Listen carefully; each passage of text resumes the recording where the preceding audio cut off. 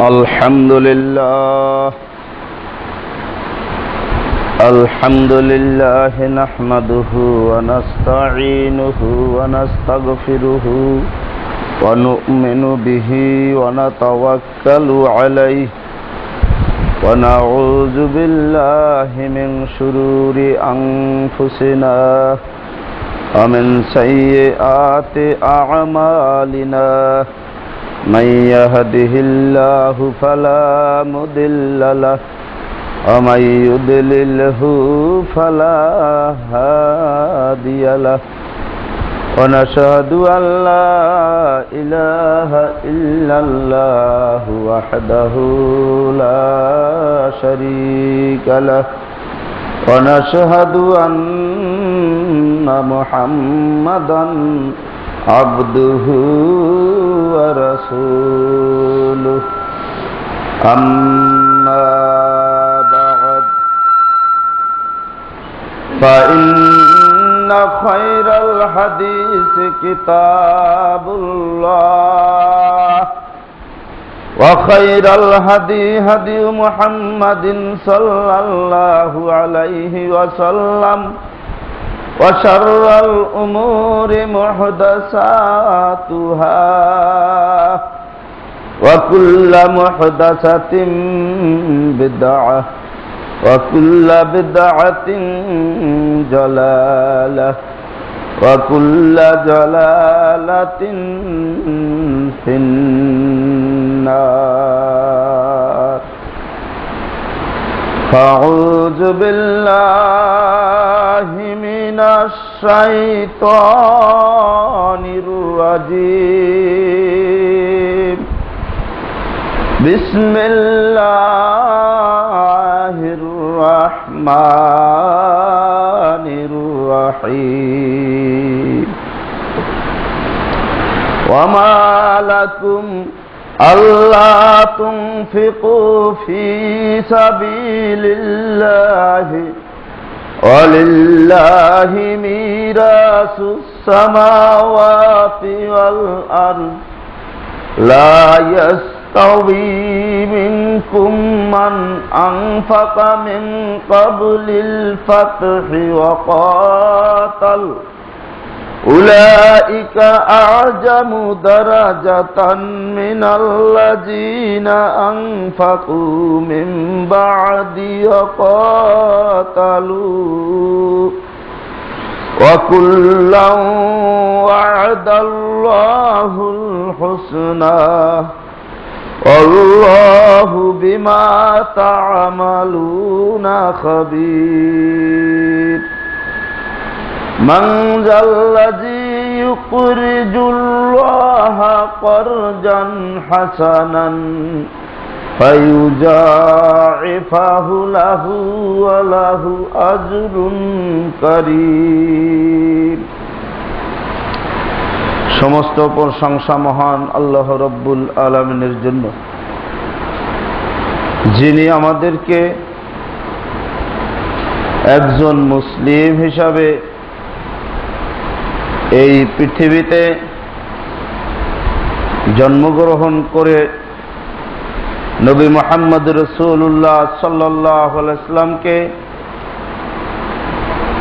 আদর্শ নেতা হিসাবে গ্রহণ করে আল্লাহর ঘরে সময়মতো আল্লাহর স্মরণে উপস্থিত হওয়ার তৌফিক এনায়েত করেছেন। এজন্য কলেমাতুশ শুকরিয়া আদায় করছি আলহামদুলিল্লাহ। লাখ কোটি দুরূদ ও সালাম নবী মুহাম্মদুর রাসূলুল্লাহ সাল্লাল্লাহু আলাইহি ওয়াসাল্লামের উপরে, যার সুন্নাহর মাধ্যমে, যার ত্যাগ ও কোরবানির মাধ্যমে, যার দীর্ঘ সংগ্রাম সাধনার মাধ্যমে, যেই নবীর আমরণ লড়াইয়ের মাধ্যমে আমরা বুঝতে পেরেছি, আমরা বিধান আকারে নিখুঁতভাবে আল্লাহর পক্ষ থেকে আমাদের পর্যন্ত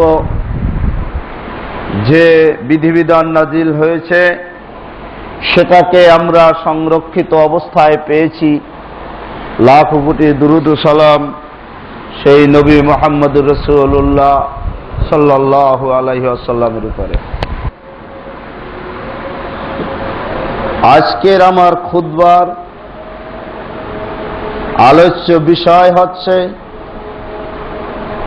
সারা পৃথিবীতে যেভাবে মুসলিম নিদান চলছে, মুসলমানদেরকে গণহত্যা করা হচ্ছে, বাংলাদেশেও আলেম ওলামাদেরকে, ধর্মপরায়ণ মুসলমানদেরকে এবং একান্তভাবে নিরস্ত্র তাওহীদি জনতাকে নির্বিচারে গুলি এবং নির্বিচারে ব্রাশ ফায়ার করে রাতের আধারে এবং তার পরের দিন সারাটি দিন ধরে যে গণহত্যা চালিয়েছে, এই গণহত্যার সম্পর্কে মহান আল্লাহ রাব্বুল আলামিনের পক্ষ থেকে আমাদের জন্য যেটা করণীয়, সংক্ষিপ্ত পরিসরে এই গণহত্যার প্রতিবাদে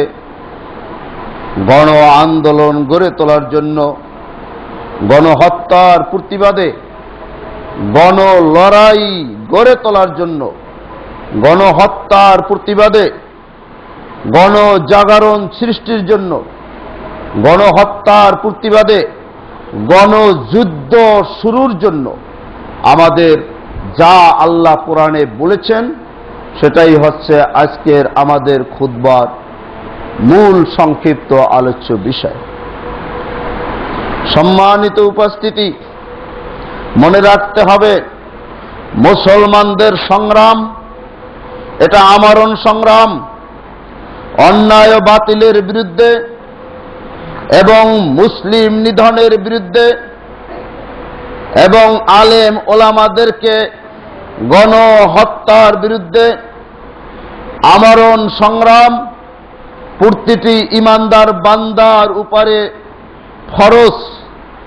এ ফরজ জান এবং মাল দিয়ে, এ ফরজ বিজয়ের পরেও, এ ফরজ বিজয় শুধু পূর্বে নয়, বিজয় হওয়ার পরেও সারা পৃথিবীতে অন্যায় ছড়াতে না পারে, অশ্লীলতা ছড়াতে না পারে, বেহায়াপনা ছড়াতে না পারে, বেলেল্লাপনা ছড়াতে না পারে। এজন্য এই লড়াই মুসলমানদের উপরে আমরণ ফরজ। নবী মৃত্যুর আগ পর্যন্ত এ ফরজটি পালন করে গিয়েছেন, খোলাফায়ে রাশিদিন মৃত্যুর আগ পর্যন্ত এ ফরজটি পালন করে গিয়েছেন এবং যুগে যুগে হাদিস শাস্ত্রের ইমামগণ এবং যুগে যুগে আলেম ওলামারা এ ফরজ নিজ নিজ দায়িত্বে আমরণ বা মৃত্যুর আগ পর্যন্ত পালন করেছে। আমাদের দেশে যদি জিজ্ঞাসা করা হয়, আমাদের দেশে মদ, গাঁজা, বেহায়াপানা, বেলেল্লাপানা চলছে কি চলছে না? সকলে এক বাক্যে বলবে চলছে। আমাদের কাছে যদি জিজ্ঞাসা করা হয় বাংলাদেশে দুর্নীতি, সুদ, ঘুষ, অন্যায়, অবিচার চলছে কি চলছে না, আপনাদের কাছে যদি খতিব হিসাবে জানার অধিকার আছে, নবীও জানছেন, খোলাফায়ে রাশিদিনও জানছেন, আপনাদের কাছে জানতে চাই এই বাংলার জমিনে বেহায়াপানা, বেলেল্লাপানা, অশ্লীলতা, সুদ, ঘুষ, মদ, গাঁজা এবং জুয়ার আড্ডা এবং বাংলাদেশে নিকৃষ্টতর যত কাজকর্ম আছে এগুলি কি বাংলাদেশে আছে না নাই? সমগ্র পৃথিবীর সাথে, ইউরোপিয়ান কান্ট্রির সাথে বাংলাদেশ প্রতিযোগিতায় প্রথম স্তরে পৌঁছবে। বর্তমানে এমনই পর্যায়ে দেশে বেহায়াপানা, বেলেল্লাপানা চলছে। এরপরেও যদি বলি আমাদের কোনো সংগ্রামের প্রয়োজন নেই, আমাদের দেশে তো সব মুসলমান, সুতরাং আমাদের আবার লড়াই কিসের, সংগ্রাম কিসের? তাহলে মনে রাখতে হবে আপনি যে ইসলাম গ্রহণ করেছেন ওই ইসলাম নাস্তিকদের ইসলাম, ওই ইসলাম শয়তানের ইসলাম, ওই ইসলাম সমাজতান্ত্রিকদের ইসলাম, ওই ইসলাম ধর্মনিরপেক্ষবাদীদের ইসলাম, ওই ইসলাম কাফেরদের ইসলাম, ওই ইসলাম বেঈমানদের ইসলাম, ওই ইসলাম নবী মুহাম্মদুর রাসূলুল্লাহ সাল্লাল্লাহু আলাইহি ওয়াসাল্লামের ইসলাম নয়। এজন্য আমাদেরকে অবশ্যই মুসলমান হিসেবে নবী মুহাম্মদুর রাসূলুল্লাহ সাল্লাল্লাহু আলাইহি ওয়াসাল্লামের কাছ থেকে ইসলাম গ্রহণ করতে হবে। সম্মানিত উপস্থিতি, আল্লাহ সুবহানাহু তাআলা সূরা হাদীদ 10 নম্বর আয়াতে ইরশাদ করেন, ওমা লাকুম আল্লা তুনফিকু ফি সাবিলিল্লাহ,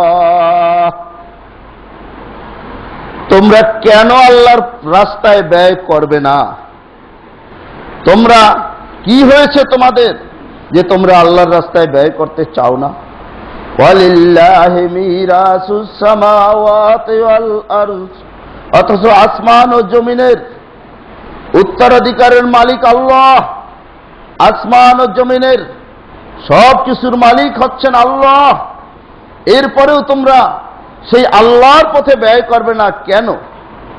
লা ইয়াস্তাবি মিনকুম মান আনফাকা মিন ক্বাবলিল ফাতহি, কখনোই সমান নয় যারা বিজয়ের পূর্বে আল্লাহর রাস্তায় দান করে, অকাতাল এবং লড়াই করে, যুদ্ধ করে, সংগ্রাম করে বিজয়ের পূর্বে, তারা কখনোই ওই সকল লোকদের সমান নয় যারা বিজয়ের পরে দান করে ও লড়াই করে। উলাইকা আজামু দারাজাতান মিনাল্লাযিনা আনফাকু মিন বাদু ওয়াকাতালু, ওই সকল লোক অধিক মর্যাদা সম্পন্ন ওই সকল লোকদের চাইতে যারা বিজয়ের পরে দান করে। ওয়াকুল্লা ওয়াদাল্লাহুল হুসনা, অবশ্য যারা বিজয়ের পূর্বে সংগ্রাম করে দান করে আর বিজয়ের পরে যারা সংগ্রাম করে দান করে, উভয়ের জন্যই আল্লাহ কল্যাণ ঘোষণা করেছেন। কিন্তু যারা বিজয়ের পূর্বে দান করে কঠিন অবস্থায়, তাদের জন্য আল্লাহ মর্যাদা অনেক গুণ বেশি করে রেখেছেন।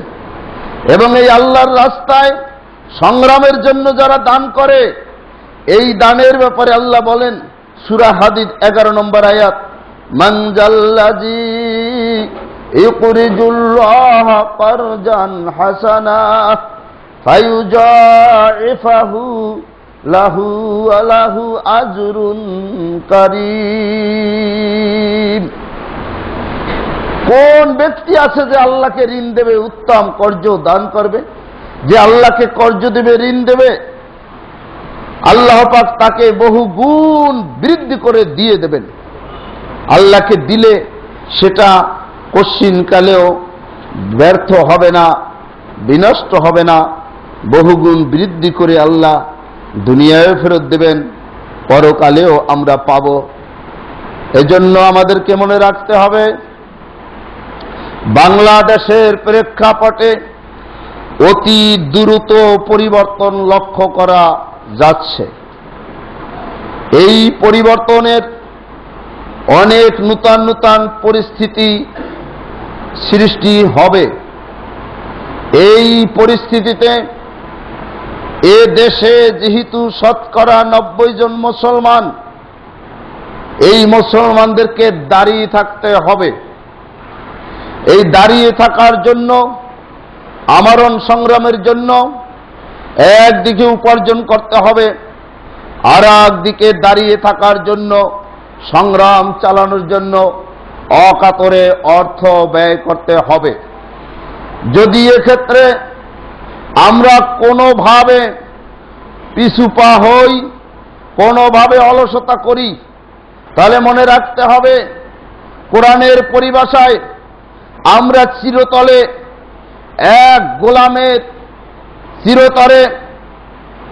এক গোলামির জিনজিরে আবদ্ধ হয়ে পড়ব, যেই শিকল আমাদেরকে ছিঁড়ে ফেলা হয়তো কঠিন হয়ে যাবে যদি একবার শিকল দিয়ে বেঁধে ফেলতে পারে। মনে রাখবেন, এই দেশ ভারত নেবে এটা বলছি না, অথবা এই দেশ সমস্ত মুসলমান শেষ করে দিয়ে সব হিন্দুরা বসবাস করবে এটাও বলছি না। কিন্তু যদি আমাদের অলসতা হয়, বুঝতে ভুল করি, সঠিকভাবে দাঁড়িয়ে না থাকি, পরিস্থিতির মোকাবেলা করতে যদি ব্যর্থ হই, তাহলে আমরা যে ভারতের কাফের মুশরিক বেঈমানদের এবং শিরকি আকীদা বিশ্বাস ও সংস্কৃতির চিরস্থায়ী যে গোলাম হয়ে যাব, আমাদের সন্তানরা আল্লাহর পরিচয় খুঁজে পেতে তাদের জীবন বের হয়ে যাবে, সহজ হবে না, এমন গোলামে আমাদেরকে পরিণত করবে। এই জন্য এই গোলামি থেকে মুক্ত হওয়ার জন্য সংগ্রামের উপযুক্ত সময় কিন্তু শুরু হয়ে গেছে। পিছু হটার কোনো সুযোগ নেই, আপোষের কোনো সুযোগ নেই, কাফেরদেরকে বিশ্বাস করার কোনো সুযোগ নেই, কাফেরদের সাথে সমঝোতার কোনো সুযোগ নেই, জীবন ভিক্ষা চাওয়ার কোনো সুযোগ নেই, এবং তাদের সাথে দয়া মায়া ইত্যাদির আশা করার কোনো সুযোগ নেই। এটা যদি বুঝতে এ মুসলিম জাতি ভুল করে, এই ভুলের খেসারত দিয়ে কুল পাব না, এই ভুলের খেসারত দিয়ে কোনোদিন শেষ করা যাবে না।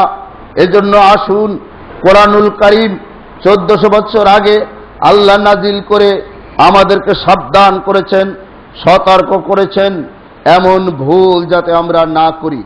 আল্লাহ ঈমানদারদেরকে লক্ষ্য করে বলেন, ইয়া আইয়ুহাল্লাযীনা আমানু মা লাকুম ইযা ক্বিলা লাকুম ইনফিরু ফি সাবিলিল্লাহি ইসসাকালতুম ইলাল আরজ। হে ঈমানদারগণ, তোমাদের কি হলো যখন তোমাদেরকে ঘর থেকে বের হতে বলা হয় আল্লাহর রাস্তায়? তোমরা মাটিকে কামড়ে ধরে থাকো, তোমরা দুনিয়াকে কামড়ে ধরে থাকো, তোমরা পৃথিবীকে আঁকড়ে ধরে থাকো, তোমরা দুনিয়ার জীবনটাকে আঁকড়ে ধরে থাকো। আরাজিতুম বিল হায়াতিদ দুনিয়া মিনাল আখিরা, তোমরা কি এই পার্থিব জীবন নিয়ে, দুনিয়ার জীবন নিয়ে আখিরাতের তুলনায় সন্তুষ্ট? ফামা মাতাউল হায়াতিদ দুনিয়া, তোমরা জেনে রাখো এই পার্থিব জগতের উপায় উপকরণ, পার্থিব জগতের আসবাবপত্র, পার্থিব জগতের ভোগ সামগ্রী, এটা আখিরাতের তুলনায় ইল্লা কালিল, খুবই সামান্য, খুবই সামান্য, খুবই নগণ্য। হে মুসলিম জাতি, তোমরা ভালো করে জেনে রাখো, ইল্লা তানফিরু, যদি তোমরা বের না হও, ইউআযিবকুম আযাবান আলীমান, তোমাদেরকে কঠিন শাস্তি দেওয়া হবে, অর্থাৎ তোমাদের উপরে কঠিন আযাব চেপে বসবে, তোমাদেরকে হত্যা করা হবে, তোমাদেরকে আহত করা হবে, তোমাদেরকে অত্যাচার নির্যাতন করা হবে, কঠিন অত্যাচারে অত্যাচারিত হবে। ওয়াইয়াস্তাবদিল কওমান গায়রাকুম, তোমাদের স্থানে এমন এক কওম প্রতিষ্ঠিত হয়ে যাবে, ওয়ালা তাজরুহু শাইয়ান, তোমরা কিছুই তাদের তখন আর করতে পারবে না। সুতরাং সময় মতো যদি পদক্ষেপ নেওয়া না হয়, পরবর্তীতে আহত হইয়া, নিহত হইয়া, অত্যাচারিত হইয়া, নিষ্পেষিত হইয়া, নির্যাতিত হইয়া, অসহায় হইয়া এমন একটা কওমের গোলামে পরিণত হব, যেই কওমকে সরানোর কোনো ক্ষমতা, যেই কওমের বিরুদ্ধে আন্দোলন করার কোনো ক্ষমতা পরে আর আমাদের থাকবে না। এটা আল্লাহ 1400 বছর আগে সূরা তাওবার 38 নম্বর 39 নম্বর আয়াতে মুসলিম জাতিকে সতর্ক করেছেন। আল্লাহ সম্বোধন করেছেন ইয়া আইয়ুহাল্লাযীনা আমানু বলে, অর্থাৎ হে ঈমানদারগণ, হে ওই সকল লোক যারা আমার উপরে বিশ্বাস স্থাপন করো, যারা আমার উপরে আস্থা রাখো, যারা আমার উপরে বিশ্বাস রাখো, তাদেরকে কেন্দ্র করে আল্লাহ এই কথা বলছেন। এ কথা থেকে বোঝা যায় যারা আল্লাহর উপরে আস্থা রাখে না, যারা আল্লাহর উপরে বিশ্বাস রাখে না, যারা রাজনীতিতে আল্লাহর বিধান মানতে চায় না, যারা অর্থনীতিতে আল্লাহর বিধান মানতে চায় না, যারা সংস্কৃতিতে আল্লাহর বিধান মানতে চায় না, কাউকে মানতে দিতেও রাজি নয়, বরং আল্লাহর উপরে আস্থা, আল্লাহর উপরে বিশ্বাসকে এমন ভাবে প্রত্যাখ্যান করেছে, এটা যদি কেউ দাবি করে জোরালো ভাবে, তাহলে তাদেরকে হত্যা করা, নির্মূল করা, রাতের আধারে নির্বিচারে অসহায় আলেম ওলামা ছাত্রদের উপরে গুলি চালিয়ে গণহত্যা করাও তাদের বিবেকে বাঁধে না। এ সকল লোকরাই হচ্ছে ইমানদারদের শত্রু, এই সকল লোকরাই হচ্ছে মুসলমানদের দুশমন, এই সকল লোকরাই হচ্ছে কাফের শক্তি, এই সকল লোকরাই হচ্ছে মুশরিক শক্তি। এই সকল লোকদের বিরুদ্ধে আল্লাহ ইমানদারদেরকে সজাগ করেছেন সূরা তাওবার 38 নম্বর আয়াতে, সূরা তাওবার 39 নম্বর আয়াতে। আমরা আল্লাহকে যারা বিশ্বাস করি, আল্লাহর এই আয়াত এবং ঘোষণার উপরই আমাদেরকে চলতে হবে, এর বাহিরে যাওয়ার কোনো সুযোগ আমাদের জন্য বৈধ নয়, জায়েজ নয়। সম্মানিত উপস্থিতি, আজকের এখানে যে আলোচনা আমাদের হচ্ছে, যদিও এই মসজিদের মসজিদের পরিসরে, কিন্তু আপনারা মনে রাখবেন এই আলোচনা সারা বাংলাদেশ নয়, ইনশাআল্লাহ সারা বিশ্বে ছড়িয়ে পড়বে যে আমরা ইসলামের উপরে, দ্বীনের উপরে আছি। আমাদের আকীদা, বিশ্বাস, ঈমান এবং ইসলামকে লালন পালন করছে। এই সারা পৃথিবীর মানুষ যখন এটা জানবে, বুঝবে, আমাদের জীবন দিতে হলেও, শহীদ হতে হলেও সারা পৃথিবীর মানুষ আল্লাহর কাছে সাক্ষী দিবে, এরা হে আল্লাহ তোমার দ্বীনের জন্য, তোমার ইসলামের জন্য কঠিন পরিস্থিতিতেও আপোষ করে নাই, জালেমকে ভয় করে নাই, কাফেরদেরকে ভয় করে নাই, অত্যাচার নির্যাতনকে ভয় করে নাই, জীবন দেওয়াকে ভয় করে নাই। এই সাক্ষ্যের বিনিময়ে পরকালে আল্লাহ আমাদেরকে সর্বোচ্চ মর্যাদা দেবেন, এই আশা আল্লাহর কাছে আমরা কামনা করছি। এবং এই কামনা এবং এই ধরনের তামান্না আমাদের সকলের ভিতরে আছে বিদেই সময় মতো আমরা আজকের এই মসজিদে উপস্থিত হতে পেরেছি। সম্মানিত উপস্থিতি, এই সংগ্রামের জন্য নবী মুহাম্মদ রাসূলুল্লাহ সাল্লাল্লাহু আলাইহি ওয়াসাল্লাম মসজিদকে মারকাজ হিসাবে বাছাই করে নিয়েছিলেন। আমাদেরও সংগ্রাম এই মসজিদ থেকেই চলবে এবং আল্লাহর কাছে প্রার্থনা, হে আল্লাহ কোন জালেম সরকার যেন এই মসজিদ থেকে ইসলামের পক্ষে যে সংগ্রাম, এই সংগ্রাম কোনো দিন যাতে বন্ধ করতে না পারে। হে আল্লাহ জালেম শাহির কালো হাতকে তুমি গুড়িয়ে দিও, কোন মসজিদ মাদ্রাসায় যেন হস্তক্ষেপ করে মুসলমানদেরকে নির্মূল করে, নিধন করে, এই হাত নিয়ে যেন তোমার কাছে পৌঁছতে না পারে। এই হাত হে আল্লাহ জুমার দিন তোমার কাছে আবেদন, তুমি এই হাত গুড়িয়ে দিও তোমার দরবারে আল্লাহ, এই জুলুম অত্যাচারের বিচারের ভার ন্যস্ত করলাম। আধুনিক প্রচার মিডিয়া কাফেরদের নিয়ন্ত্রণে সারা পৃথিবীতে, এটা তো আমরা জানি। বাংলাদেশেও ইসলামের পক্ষে যে দুইটা টেলিভিশন এবং পত্রিকা কথা বলতো, পত্রিকা বন্ধ করা হয়েছে। আমার দেশ পত্রিকা বন্ধ করা হয়েছে। পত্রিকার সম্পাদক মুসলমানদের পক্ষে কথা বলায় তাকে গ্রেফতার করা হয়েছে। দিগান্ত টেলিভিশন বন্ধ করা হয়েছে, ইসলামিক টেলিভিশন বন্ধ করা হয়েছে। অন্য সব টেলিভিশনগুলো, পেপার পত্রিকাগুলোর নিয়ন্ত্রণে নেওয়া হয়েছে। সেদিন 5ই মে, তারপরের দিন 6ই মে, সারা দিন যে লোকগুলি নিহত হলো, সেই লোকগুলিরও পরিসংখ্যান ঠিকমতো পত্রিকায় আসলো না। সারা দিন কাশপুরে, সেখানের অনেক লোকদের সাথে আমার কথাবার্তা হয়েছে, সেখানে যত ভাইরা শাহাদাত বরণ করেছে সেই পরিসংখ্যানটাও টেলিভিশন পত্রিকায় কোনো জায়গায় আসলো না। সেখানেও দিনের বেলা গণহত্যা চালানো হয়েছে, সেটাকে বলা হয়েছে গণগ্রেপ্তার। গণগ্রেপ্তার নয়, কাশপুরে গণহত্যা চালানো হয়েছে। মানুষ দেখার জন্য যাতে সুযোগ পায় নাই, বৃষ্টির মতো গুলি বর্ষণ করা হয়েছে। তাও এই দেশের পেপার পত্রিকায় খবরগুলো আসে নাই, সংখ্যাটা আসে নাই, টেলিভিশনে দেখানো হয় নাই। তাহলে রাতের আধারে কয় ঘন্টা ব্যাপী অভিযান চলছে, কত লোক মারা গেছে, সেটা কিভাবে জাতি জানবে? এটা জাতিকে অবশ্যই এই দেশের মুসলমানদের খাজনা এবং ট্যাক্সে যে সরকার এদেশে গঠিত হয়েছে, সেই সরকারকে অবশ্যই আজ হোক কাল হোক এর সঠিক পরিসংখ্যান দিতে হবে।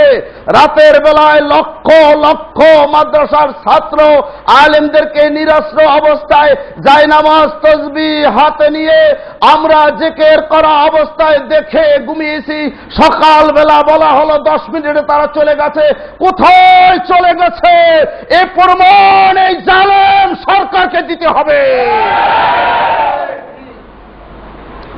আজ আর কাল যেদিন আল্লাহ ধরবে, সেদিন আপনারা সকলেও যদি জালেম সরকারের পক্ষ নেন, বাঁচানো সম্ভব হবে না। আল্লাহ দেখতেছেন যে আমার ইমানদার বান্দাদের ধৈর্য আর ইমান কেমন, আর জালেমের দাম্পট অহংকার কেমন। আমি নওগাঁ জেলায় এই সদ্য পরিস্থিতিতে বিশাল জনসমুদ্রে ভাষণ দিতে গিয়ে বলছিলাম, সেখানে টিওনো সাহেব পারমিশন দিয়েও আবার ডাইকা পারমিশন ক্যান্সেল করার মতো অবস্থা।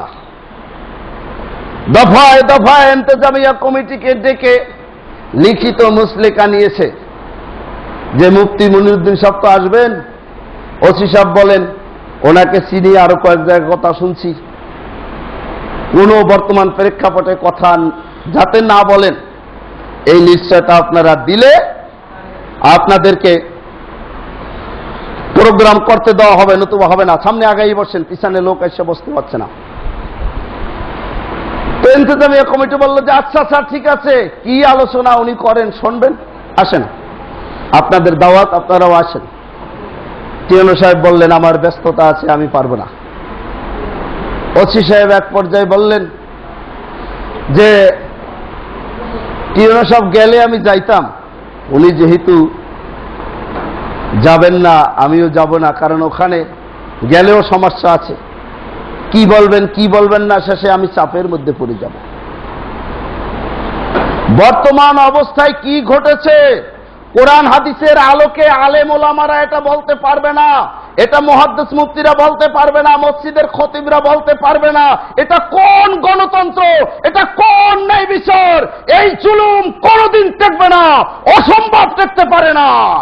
আমরা মরব, আমরা জীবন দেব, আমরা অত্যাচারিত হব, আমরা নির্যাতিত হব, আমাদের ধর্মের কথা আমরা স্বাধীনভাবে বলতে পারবো না। এখানেও যারা বাধা প্রদান করে এরা যদি কাফের না হয়, পৃথিবীতে আর কাফের খুঁজে পাওয়া যাবে না। সম্মানিত উপস্থিতি, এজন্য কাফের আর মুসলমান কারা বাংলার জমিনে এমন ভাবে প্রমাণ হয়ে গেছে, আর দলিলের প্রয়োজন নাই কারা কাফের আর কারা মুসলমান। এজন্য আমাদেরকে মুসলমান হিসাবে আল্লাহর রাস্তায় জীবনটাকে হাসতে হাসতে বিলিয়ে দেওয়ার জন্য সব সময় প্রস্তুত থাকতে হবে। এত সংখ্যক লোক নিহত হয়েছে, এত হাজার হাজার মানুষ আহত হয়েছে, হরতাল দিয়েও আল্লামা আহমদ শফি সাহেব আলেমদের নিয়ে পর্যালোচনা করে হরতাল উড্ড করে নিয়েছেন যে হয়তো আরো হাজার হাজার মানুষ গুলি করে মারবে। গতকালকেও পাখির মতো গুলি করে অসংখ্য লোককে বাংলাদেশে হত্যা করা হয়েছে। যে এই হরতাল বাস্তবায়নে আরো হয়তো এক তো আবেগ, লক্ষ লক্ষ না কোটি জনতা রাস্তায় নেমে পড়বে, হয়তো পাইকারি দরে হাজার হাজার আরো লোক হত্যা করবে। এজন্য এই পরিস্থিতিতে মুসলমানদের জানমাল রক্ষার জন্য আপাতত কৌশল হিসাবে কর্মসূচিটাকে তুলে নেওয়া হয়েছে কারণ যারা আহত হয়েছে এদের চিকিৎসা প্রয়োজন, যারা নিহত হয়েছে শাহাদাত বরণ করেছেন এই শহীদদের তালিকা প্রণয়ন করার প্রয়োজন, যারা শাহাদাত বরণ করেছেন তাদের পরিবারের কাছে দাঁড়ানোর প্রয়োজন রয়েছে। সিলেটে মাদ্রাসাগুলোতে শোকের মাতম চলছে, হাটহাজারীতে কান্নার রোল, কত সংখ্যক যে নিখোঁজ পরিসংখ্যান করতে সময়ের ব্যাপক প্রয়োজন। এরপরেও যারা বলে এটা গণহত্যা নয়, ওরাই জালেম, ওরাই কাফের। এই জালেম কাফেরদের বিরুদ্ধে মুসলমানদের লড়াই। সম্মানিত উপস্থিতি, মহান আল্লাহ রব্বুল আলামিন আমাদেরকে এই প্রেক্ষাপটে কি বলছেন? যে মতো অবস্থায় আধুনিক প্রচার মিডিয়াগুলো কাফেরদের নিয়ন্ত্রণে থাকায় সমস্ত পৃথিবীব্যাপী এবং বাংলাদেশে কঠিনভাবে মুসলিম জাতিকে গিনি পিগে পরিণত করা হয়েছে। মুসলিম জাতিকে বাংলাদেশে মারা হবে, কাটা হবে, আহত করা হবে, বাড়িঘর থেকে উৎখাত করা হবে, জেলে নির্যাতন করে তিলে তিলে মারা হবে, কিন্তু কিছুই বলা যাবে না গিনিপিগ। মেডিকেল সায়েন্সের ভাষায় এক প্রকার ইঁদুরকে কেটে টুকরা টুকরা করে প্রয়োজন মাফিক কাজে লাগানো হয়, ব্যাংকে কাটা হয়, ফাড়া হয়, ছেঁড়া হয়, সেখান থেকে শিক্ষা নেওয়া হয়, কাজে লাগানো হয়।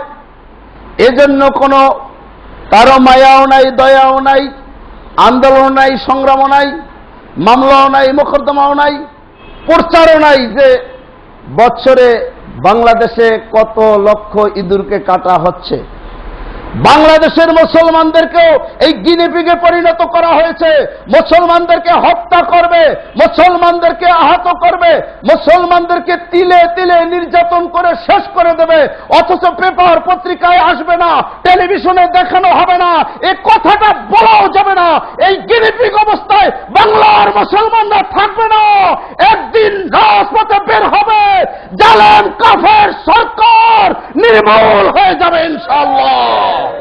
সম্মানিত উপস্থিতি, এই গিনিপিগ অবস্থা থেকে মুক্তির উপায় আল্লাহ কুরআনুল কারীমে বলে দিয়েছে। কুরআনুল কারীম বাংলা হয়ে গেছে, বাসায় গিয়ে কুরআনুল কারীম আপনারা পড়বেন, সেখানে দেখবেন যে এই গিনিপিগ অবস্থায় মুসলমানদেরকে যদি পরিণত করে আর হত্যা করতে চায়, এখান থেকে বের হওয়ার কৌশল কি, কিভাবে বের হতে হবে আল্লাহ সুন্দর বলে দিয়েছেন। ওয়ামা লাকুম লা তুকাতিলুনা ফি সাবিলিল্লাহ ওয়াল মুস্তাদআফিনা মিনার রিজালি ওয়ান নিসাই ওয়াল বিলদানিল্লাযিনা ইয়াকুলুনা রাব্বানা আখরিজনা মিন হাযিহিল ক্বরিয়াতিজ যালিমি আহলুহা واجعل لنا من لدنك وليا واجعل لنا من لدنك نصيرا। সূরা নিসা 75 এবং 76 নম্বর আয়াতের তাফসীর দেখবেন, আল্লাহ বলতেছে তোমাদের কি হলো, লা তুকাতিলুনা ফি সাবিলিল্লাহ, যে তোমরা আল্লাহর রাস্তায় যুদ্ধ করো না, তোমরা আল্লাহর রাস্তায় সংগ্রাম করে না, তোমরা আল্লাহর রাস্তায় লড়াই করছো না। কি হলো তোমাদের? ওয়াল মুস্তাদআফিনা মিনার রিজালি ওয়ান নিসাই ওয়াল বিলদানিল্লাযিনা ইয়াকুলুনা রাব্বানা আখরিজনা মিন হাযিহিল ক্বরিয়াতিজ জালিমি আহলুহা। অথচ অসহায় পুরুষ, অসহায় মেয়েরা, অসহায় শিশুরা চিৎকার মেরে আল্লাহর কাছে ফরিয়াদ করে বলছে, হে আল্লাহ, রব্বানা আখরিজনা মিন হাযিহিল ক্বরিয়াতিজ জালিমি আহলুহা, এই জালেম অত্যাচারী বাদশার হাত থেকে হে আল্লাহ, এই জনপদ থেকে তুমি আমাদেরকে বাঁচাও। ওয়াজআল লানা মিন লাদুনকা ওয়ালিয়্যা, হে আল্লাহ তুমি আমাদের জন্য বন্ধু পাঠাও। ওয়াজআল লানা মিন লাদুনকা নাসীরা, হে আল্লাহ তুমি আমাদের জন্য সাহায্যকারী পাঠাও। এই আর্তনাদ আজকের ৬৮,০০০ গ্রামে চলছে। এরপরেও যদি মনে করি এখনো এই সরকার মুসলমান আছে এটা যারা মনে করবে তাদের ঈমান থাকবে না।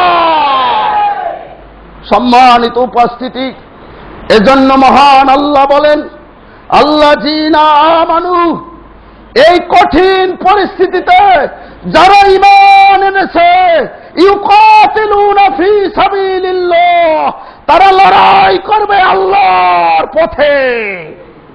ওয়াল্লাযীনা কাফারু, আর যারা কাফেরদের দল অবলম্বন করেছে, ইউকাতিলুনা ফি সাবিলিত তাগুত, তারাই লড়াই করবে তাগুতের পথে।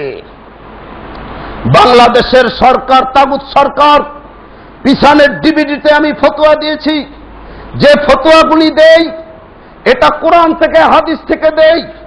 নিজেকে মুফতি কখনো দাবি করি না, কিন্তু মানুষ ফতোয়ার কারণে জটিল জটিল ফতোয়া নড়ে না, নড়ানো যায় না, বাহাস করে নড়ানো যায় না, কেস কাণ্ড মামলা মোকদ্দমা করে লড়ানো যাবে না।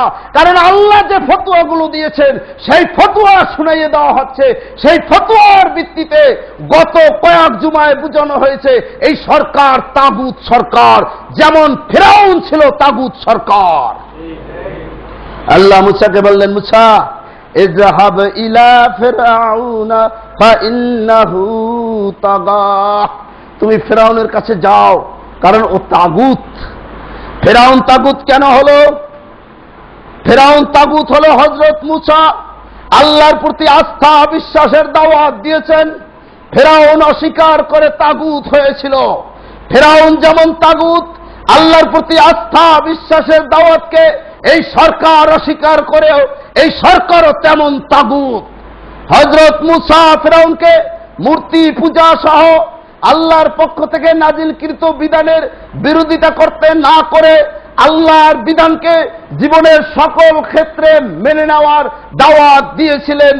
আর ফিরআউন সেটাকে প্রত্যাখ্যান করে নিজেদের রচিত আইন জনগণের উপরে চাপিয়ে দিয়েছিল, নিজেদের তৈরি করা আইনে জনগণকে শোষণ করছিল, বিদায় ওই ফিরআউন তাগুত হয়ে গিয়েছিল। আজকের 13 দফা কোরআন হাদিসের দফা, মুসলমানদের দফা, ঈমানের দফা, ইসলামের দফা, সেটাকে প্রত্যাখ্যান করে যারা জাহিলি নারী নীতি কায়েম করেছে, যারা জাহিলি শিক্ষানীতি কায়েম করেছে, যারা আল্লাহর উপর আস্থা বিশ্বাসকে প্রত্যাখ্যান করে ওই আবু জাহেল, আবু লাহাব, নমরুদের অনুসরণ করেছে, এরা নিঃসন্দেহে তাগুত। এদের পক্ষে লড়াই করবে ওরাই যারা কাফেরদের পক্ষ অবলম্বন করলো। এজন্য আল্লাহ বলেন, ওয়াল্লাযীনা কাফারু ইউকাতিলুনা ফি সাবিলিত তাগুত, যারা কাফের তারা লড়াই করবে তাগুতের পথে। ফাকাতিলু আউলিয়া আশ-শাইতান, আল্লাহ বলে এরাই শয়তানের বন্ধু। হে ঈমানদারগণ, এই শয়তানের বন্ধুদের বিরুদ্ধে তোমাদেরকে অবশ্যই লড়াই করতে হবে। ইন্না কাইদা শাইতানে কানা যায়ীফা, তবে তোমাদের কোনো ভয় নাই, এই শয়তানের চক্রান্ত খুবই দুর্বল। সময়ের ব্যাপার, কোটি কোটি মানুষ, 14 কোটি মুসলমান, তাতে আর কত মারবেন? কত মারবেন? না হয় 1 কোটি মারবেন, বাকিরা কি করবে? আজকে দেখুন, যার ভাই মারা গেছে, যার বাপ মারা গেছে, যার স্বামী মারা গেছে, যার আপন আত্মীয়জন মারা গেছে, এই সকল লোকগুলো আর তাগুতের দলে যাবে না। নিজের ভাই, নিজের বাপ, নিজের আত্মীয় স্বজনের জন্য, নিজের ভগ্নিপতির জন্য আজকের তারা শোকাতুর অবস্থায় আছে। আজ হোক কাল হোক তারা শোককে শক্তিতে পরিণত করে তাগুত সরকারের মসনদে যখন নাড়া দেবে, মসনদ তছনছ হয়ে যাবে ইনশাআল্লাহ। সম্মানিত উপস্থিতি, এজন্য আমাদেরকে চূড়ান্তভাবে তাগুতের মোকাবেলায়, কঠিনভাবে তাগুতের মোকাবেলায় যার যা আছে, অর্থ করি, ধন সম্পদ সব কিছু দিয়ে, বিদ্যা দিয়ে, বুদ্ধি দিয়ে, ঠান্ডা মাথায় কৌশল অবলম্বন করে ধীরে ধীরে আগাতে হবে। তাড়াহুড়ার কোনো প্রয়োজন নাই এবং অস্থিরতার কোনো প্রয়োজন নাই। নিয়মতান্ত্রিক পদ্ধতিতে আগাতে হবে। তারপরেও মিথ্যা কথা বলবে, ও মিথ্যা কথা জাতি বুঝে যাবে। যেমন মিথ্যাচার চলছে, আমি সেই নওগাঁয় বলছিলাম, মাননীয় প্রধানমন্ত্রী, আপনার নওগাঁ এই থানার পোরশা থানার টিওনো সাহেবের মাধ্যমে, ওসি সাহেবের মাধ্যমে এবং এখানে গোয়েন্দা বিভাগের মাধ্যমে, আপনার দলের কর্মীদের মাধ্যমে আপনাকে আহ্বান জানাই, দয়া করে আলেমদের বিরুদ্ধে, মুসলমানদের বিরুদ্ধে এবং দাড়ি টুপিওয়ালাদের বিরুদ্ধে অপপ্রচার বন্ধ করুন। ঢাকায় কোনো আলেম, কোনো মুসলমান আল্লাহর কোরআনে আগুন দেয় নাই, আল্লাহর কোরআনে আগুন দিয়েছে, জ্বালাও পোড়াও করেছে। এটা কারা আপনি তদন্ত করবেন, আপনাকে তাদের বিরুদ্ধে অ্যাকশনে যেতে হবে। চ্যালেঞ্জ ছুড়ে দিলাম, কোন আলেম দাড়ি টুপি নিয়ে ছাত্রদেরকে বলছে যে এই কোরআন কিতাবে আগুন দাও, এদের এই ব্যবসা বাণিজ্যে আগুন দিয়ে দাও, এটা যদি ভিডিও ফুটেজ থেকে দেখাতে পারেন আমাদের বক্তব্য প্রত্যাহার করে নেব। আপনাকে 1 বছরের চ্যালেঞ্জ, একজন আলেমও এই নির্দেশ দেয় নাই এই কোরআন হাদিস পড়াও, কোন মাদ্রাসা ছাত্র পড়ায় নাই, এটা আপনার দেবাশিস পড়াইছে, এটা আপনার দলের কর্মীরা পড়াইছে আলেমদের বেইজ্জত করার জন্য। এটা পত্রিকায় ছাপতে নিষেধ করলেন কেন? একবার বলে দেন যে সাংবাদিক তোমরা আবিষ্কার করে দাও, তদন্ত করে দেখবে না নে। তারপরেও ইনকেলাবে এটা এসেছে। একবার আপনি স্বাধীনতা দেন টেলিভিশন চ্যানেলগুলোর, যে কারা এই কাজ করেছে তোমরা একটু ভিডিও ফুটেজ দেখাও, আপনার সোনার ছেলেদের দেখাই দেবে আগে। একবার একটু স্বাধীনতা আপনি দেন। এভাবে মিথ্যাচার বন্ধ করুন। মিথ্যাচার কোনোদিন স্থায়ী হয় না। বাংলাদেশের জনগণ আপনার টেলিভিশন বিশ্বাস করে না, বাংলাদেশের জনগণ এই পেপার পত্রিকা বিশ্বাস করে না, বাংলাদেশের জনগণ বিশ্বাস করে আল্লাহকে, বিশ্বাস করে কোরআনকে, বিশ্বাস করে নবীকে। কোরআনের আলোকে আপনারা যে কত মিথ্যাচার করতে পারেন বাংলাদেশের মুসলমানরা তা জানে।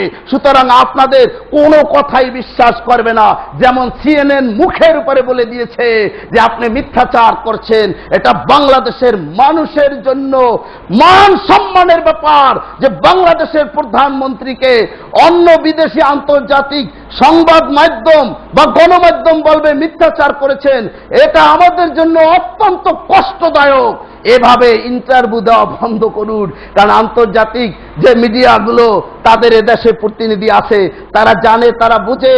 আজকের আন্তর্জাতিক মিডিয়াগুলোকে গণহত্যা বলা হয়েছে, বিরোধী দল গণহত্যা বলেছেন, হোসেন মোহাম্মদ এরশাদ সাহেব গণহত্যা বলেছেন, এবং বাংলাদেশে হেফাজতে ইসলামের নেতৃবৃন্দ গণহত্যা বলেছেন, বাংলাদেশের সব ইসলামী দলগুলো গণহত্যা বলেছেন, আলেম ওলামারা গণহত্যা বলেছেন, কাদের সিদ্দিকী গণহত্যা বলেছেন, বাংলাদেশের পেপার পত্রিকাগুলো গণহত্যা বলেছে যে রাতের আধারে গুলি করে গণহত্যা চালানো হয়েছে।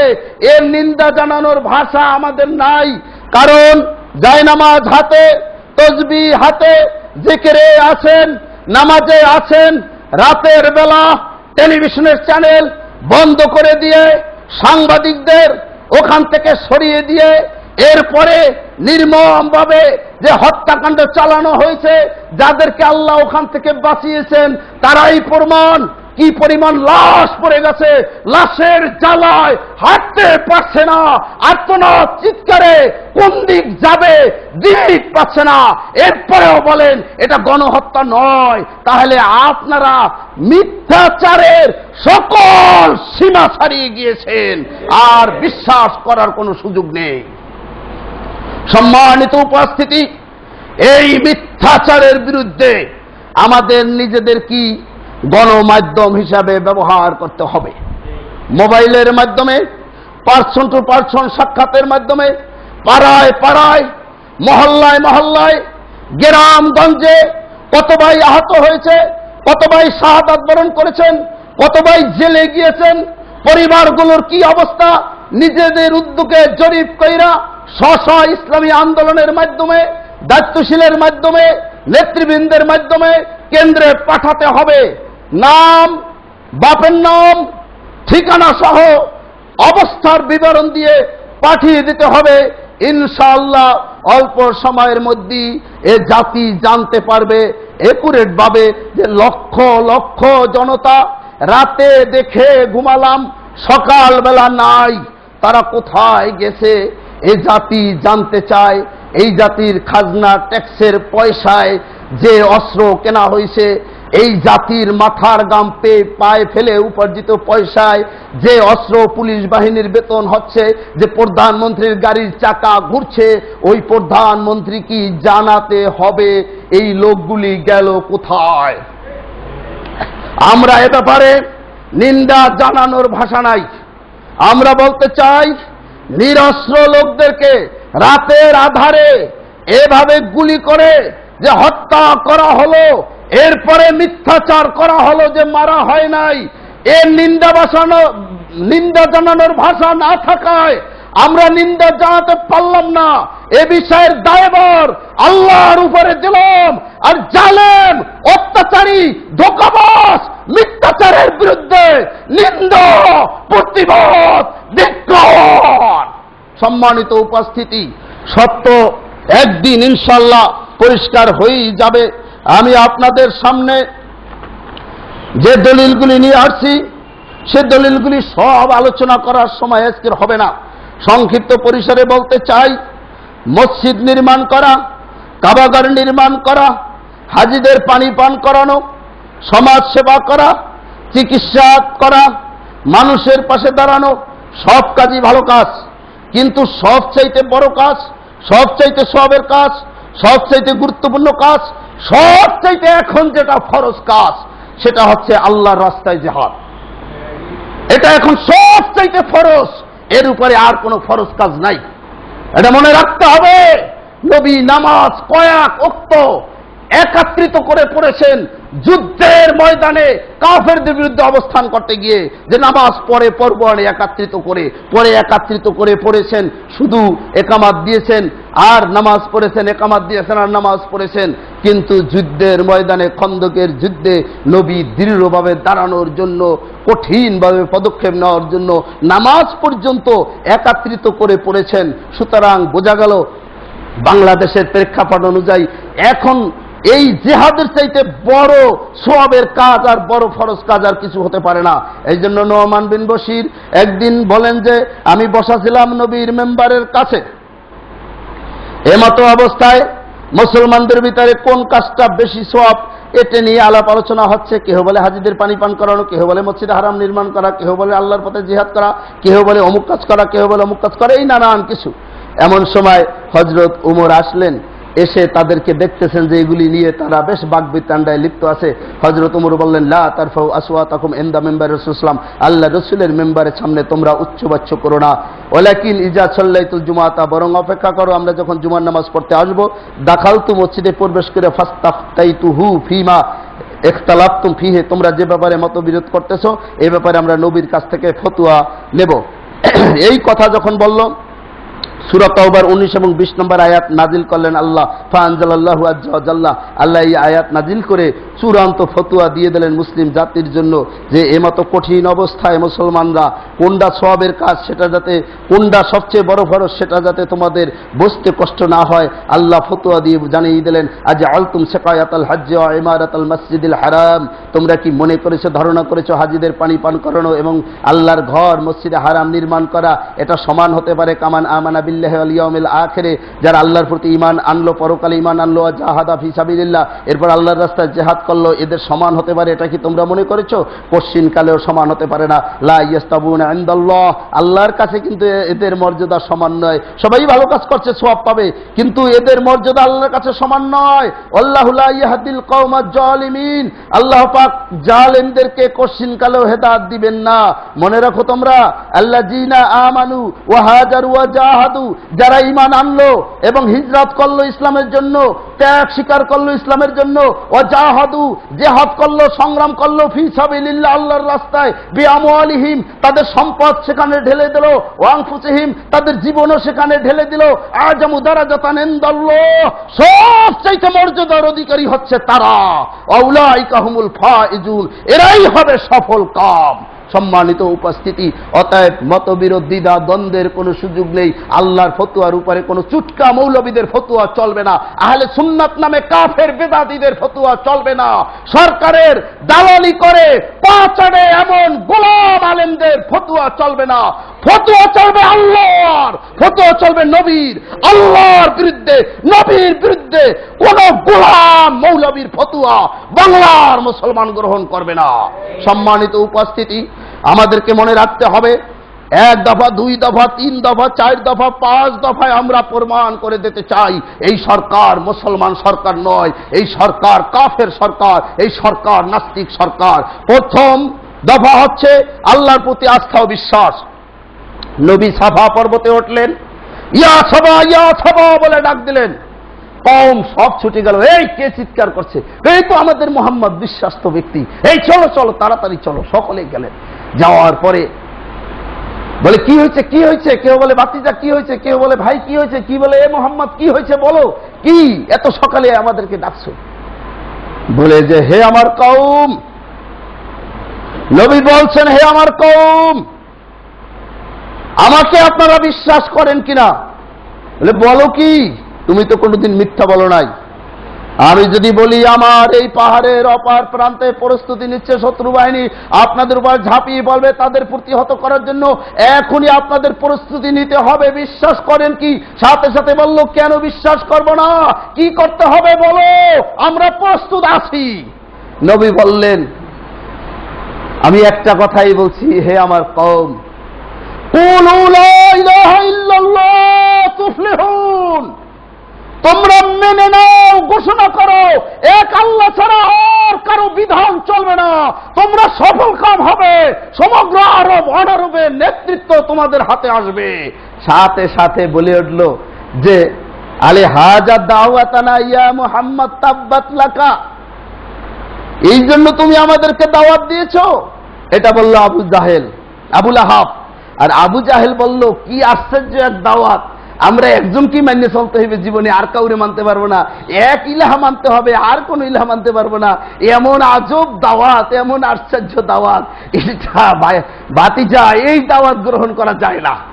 এইভাবে তারা দাওয়াতকে প্রত্যাখ্যান করলো, কিন্তু নবীকে ওই সময় হত্যা করে নাই। তারা এক আল্লাহর উপরে আস্থা বিশ্বাসকে প্রত্যাখ্যান করছে সত্য, কিন্তু নবীকে ওই সময় বা ওই রাত্রি হত্যা করে নাই, সময় দিয়েছিল। আজকের বাংলাদেশের লক্ষ লক্ষ আলেম ওলামা আল্লাহর প্রতি আস্থা ও বিশ্বাসের দাওয়াত নিয়ে ঢাকায় গেল, তাদের দাওয়াত মধ্যযুগীয় বলে প্রত্যাখ্যান করে রাতের আধারে তাদেরকে হত্যা করা হয়েছে। এরা যদি কাফের না হয়, আবু জাহেল আবু লাহাব কশিন কালেও কাফের নয়। কশিন কালেও আবু জাহেল আবু লাহাবকে কাফের বলা যাবে না, কারণ তারা যে কাজ করছিল তার চাইতে জঘন্য কাজ করেছে। তারা ওই দিন ওই রাত্রে নবীকে মারেন নাই, অতএব এরা দাওয়াত প্রত্যাখ্যানে শুধু করে নাই, আলেম ওলামাদেরকে হত্যা করেছে। এরা আবু জাহেলের চাইতে নিকৃষ্ট কাফের, এরা আবু লাহাবের চাইতে নিকৃষ্ট কাফের। সম্মানিত উপস্থিতি, কথাগুলো এই জন্য বলছি, কাফেরকে কাফের না বললে তার ঈমান নষ্ট হয়ে যাবে, তার নামাজ রোজা কোনো কিছু কাজে লাগবে না। এটা হচ্ছে ইসলামের বিধান। এখন আমি কাফেরকে কাফের না বললে কোথায় যাব? আমি কি বেঈমান হয়ে মরবো? আমি জানি আমাকে মেরে ফেলা হতে পারে, রিমান্ডে নিয়ে শেষ করে দেওয়া হতে পারে, গুলি করে ক্রস ফায়ারে দেওয়া হতে পারে, ফাঁসির মঞ্চে ঝুলানো হতে পারে, যে কোনো একটা হতে পারে, কিন্তু আমি কাফেরকে কাফের বলেই মরতে চাই, কাফেরকে মুসলমান বলে মুসলমানদেরকে বিভ্রান্ত করতে চাই না। সম্মানের পরে তাহলে কাফেরদের ভিতরে অনৈক্য সৃষ্টি হবে, ওদের ভিতরে হতাশা হবে, ওদের ভিতরে পরিকল্পনায় দৃঢ়তা কমে যাবে। আল্লাহ পাক মুসলমানদের ঐক্য গড়ে দেবেন, মুসলমানদেরকে মজবুত করে দেবেন, মুসলমানদেরকে প্রতিষ্ঠিত করবেন। আর কাফের মুশরিক নাস্তিক মুরতাদদেরকে আল্লাহ পাক এমন গজব দিবেন, এমন পরিবেশ পরিস্থিতি তৈরি করবেন যে ওরা একেবারে নির্মূল হয়ে যাবে। এজন্য এই কুনুতে নাজেলা প্রতিদিন মাগরিবে পড়া হয়। আপনাদের সকলকে আহ্বান, যাদের সম্ভব হবে ইনশাআল্লাহ এখানে এসে মাগরিবের নামাজ আপনারা আদায় করবেন। সম্মানিত উপস্থিতি, জিহাদ প্রতিটি মুসলমানের উপর বা মুসলিম উম্মার উপর ফরজে আইন হওয়ার কারণ হচ্ছে মুসলিম উম্মার দুঃখ বেদনা দূর করার একমাত্র পথই হচ্ছে জিহাদ। আপনি কোথায় যাবেন? কোনো জায়গায় ন্যায় বিচার পাবেন না, আপনি কোনো জায়গায় ন্যায় বিচার পাবেন না। সব মিথ্যাচার আপনাদের উপরে চাপানো হচ্ছে, যা করবেন সেটাই আপনাদের উপরে মিথ্যা আরোপ করা হবে। এবং নামে, আল্লাহর বান্দার নামে, আল্লাহর দরবেশের নামে একটা মাছি উৎসর্গ করে কাফের হয়ে গেছিল, মুশরিক হয়ে গেছিল, নবী বলছেন জাহান্নামে চলে গেল। আজকে আমাদের নবম শ্রেণীর পাঠ্যপুস্তকে দেবদেবীর নামে উৎসর্গকৃত পশুর গোশত খাওয়া যারা হালাল ঘোষণা করেছে, ওরা বিশ্বাস করে হালাল, এই জন্য হালাল ঘোষণা করেছে। সুতরাং যারা দেবদেবীর নামে উৎসর্গ করা হালাল এবং পর্যন্ত চায় নাই, ক্ষমা চায় নাই, ভুল স্বীকার করে নাই, ওরা অবশ্যই মুশরিক, ওরা অবশ্যই কাফের। ওদেরকে মুসলমান বললে ঈমান থাকবে না, নামাজ পড়ে লাভ হবে না।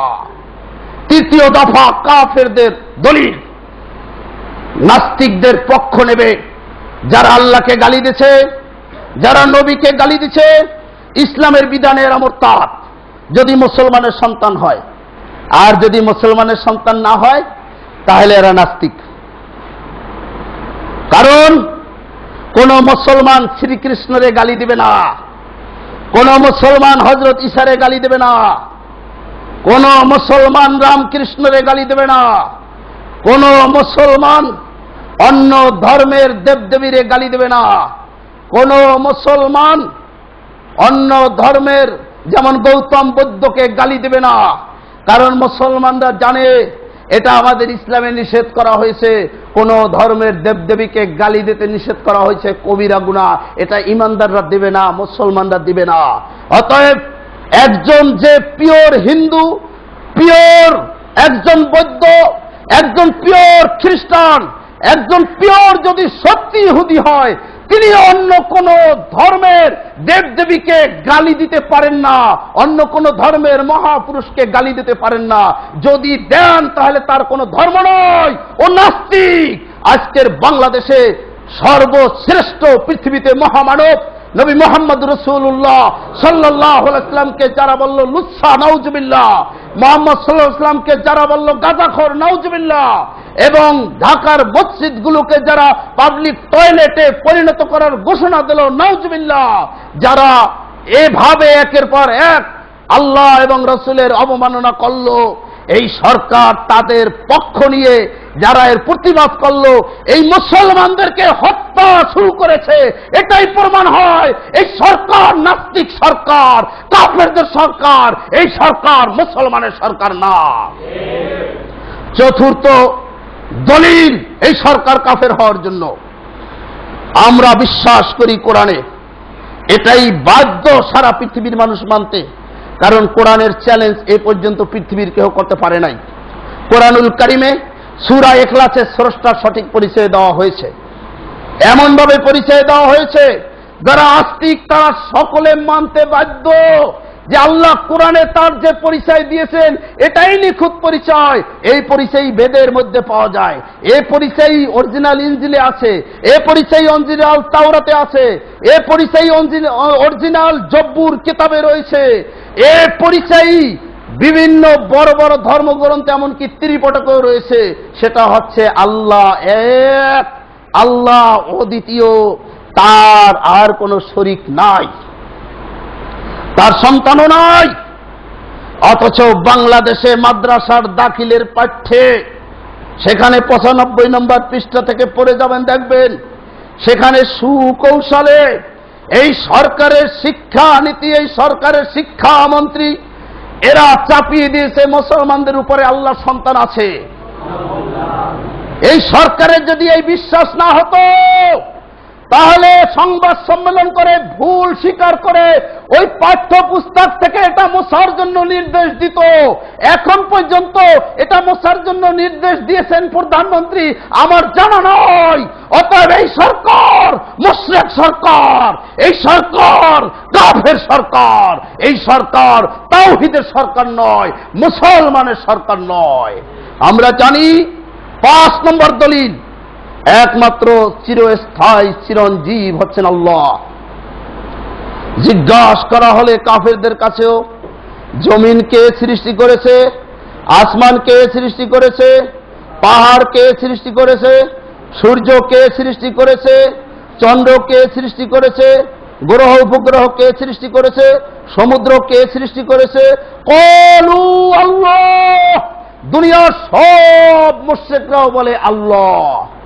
এটা ঠিক আছে, কিন্তু সেই আল্লাহ বাদে দুনিয়ার সব শেষ হয়ে যাবে, ধ্বংস হয়ে যাবে, এ বিশ্বাস রাখতে হবে। একমাত্র আল্লাহই বাকি থাকবেন, চিরস্থায়ী চিরঞ্জীব থাকবেন, আর সব অবিনশ্বর, সব ধ্বংস হয়ে যাবে, এ বিশ্বাস পোষণ আমরা করি।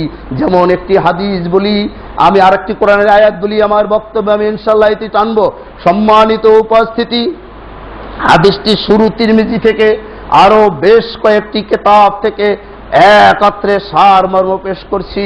নবী বলছিলেন, আমি আনন্দে, আমি আরাম আয়েশে কেমনে দিন কাটাই, অথচ সিংহওয়ালা সিংহাটা মুখে নিয়ে কান পেতে আছেন। কখন আল্লাহ নির্দেশ দিবেন? আল্লাহ যখন নির্দেশ দিবেন, সিংহায় একটা ফুৎকার প্রথমে মারবে, এই একটা ফুৎকারে পৃথিবী লয় প্রলয় হয়ে যাবে, নক্ষত্ররাজি খসে খসে পড়ে যাবে। এবং আল্লাহর নবী কোরআনুল কারিমের বিভিন্ন আয়াত দিয়ে বলছেন, ওয়াতাকুনুল জিবালু কাল ইহনিল মানফুস, পাথরের পর্বত পর্যন্ত তুলার মতো উঠতে থাকবে, সমস্ত পৃথিবীর প্রাণীকুল শেষ হয়ে যাবে, পৃথিবীতে কোনো প্রাণী থাকবে না। এরপরে আল্লাহর নবী বলেন, শুধু তাই নয়, একটা ফুৎকারের পাওয়ার এত হবে, আসমানের 7 তাবক আসমান পর্যন্ত যত প্রাণী আছে সমস্ত প্রাণী শেষ হয়ে যাবে, সব কিছু ধ্বংস হয়ে যাবে, আল্লাহ সৃষ্টি বলতে কিছুই থাকবে না। শুধু 4 জন ফেরেশতা আল্লাহ পাকের পক্ষ থেকে দায়িত্ব পালনের জন্য কিছু সময়ের জন্য অবশিষ্ট থাকবেন। একজন জিবরাইল, একজন মিকাইল, একজন ইসরাফিল, একজন মালাকুল মাউত। পর্যায়ক্রমে জিবরাইলের মৃত্যু হবে, মিকাইলের মৃত্যু হবে পর্যায়ক্রমে। আল্লাহ পাক বলবেন, হে আরশ, ইসরাফিলের মুখ থেকে সিংহাটা বহন করে নাও। যখন ইসরাফিলের মুখ থেকে সিংহাটা কেড়ে নেওয়া হবে, হযরত ইসরাফিল বুঝতে পারবেন আমারও সময় শেষ হয়ে গেছে, হযরত ইসরাফিলেরও জান কবজ করা হয়ে যাবে। সর্বশেষে মালাকুল মাউত, আল্লাহ বলবেন, ওগো মালাকুল মাউত, এবার তোমার জান কবজের পালা। তখন মালাকুল মাউত একটা চিৎকার মারবে, তার জীবনটাও বের হয়ে যাবে। দুনিয়ায় কোনো প্রাণী থাকবে না, আসমানেও কোনো প্রাণী থাকবে না, একমাত্র আল্লাহই অবশিষ্ট থাকবে। সূরা আর রহমানে বিষয়টা আল্লাহ ক্লিয়ার ভাবে মানুষকে জানানোর জন্য বলেন, কুল্লু মান আলাইহা ফান ওয়া ইয়াবকা ওয়াজহু রাব্বিকা জুল জালালি ওয়াল ইকরাম। দুনিয়ায় কোনো কিছুর অস্তিত্ব থাকবে না, আসমানেও কোনো কিছুর অস্তিত্ব থাকবে না। ও নবী, দুনিয়ার মানুষকে জানাইয়া দাও, একমাত্র তোমার রবের চেহারাই অবশিষ্ট থাকবে। সুবহানাল্লাহ, একমাত্র আল্লাহই চিরস্থায়ী। আজকের সরকার বিশ্বাস করে শিখা চিরন্তন, শিখা চিরস্থায়ী, আগুন চিরস্থায়ী, এই জন্য আগুন জ্বালাইয়া পূজা করে, মঙ্গল প্রদীপ জ্বালাইয়া পূজা করে।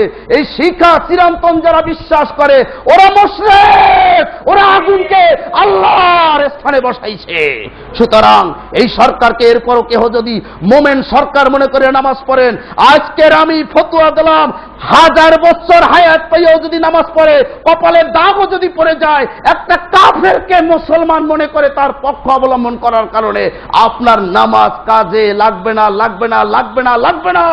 আপনার নামাজ আল্লাহ কবুল করবে না, আপনার মুখমণ্ডলের উপরে নিক্ষেপ করবে।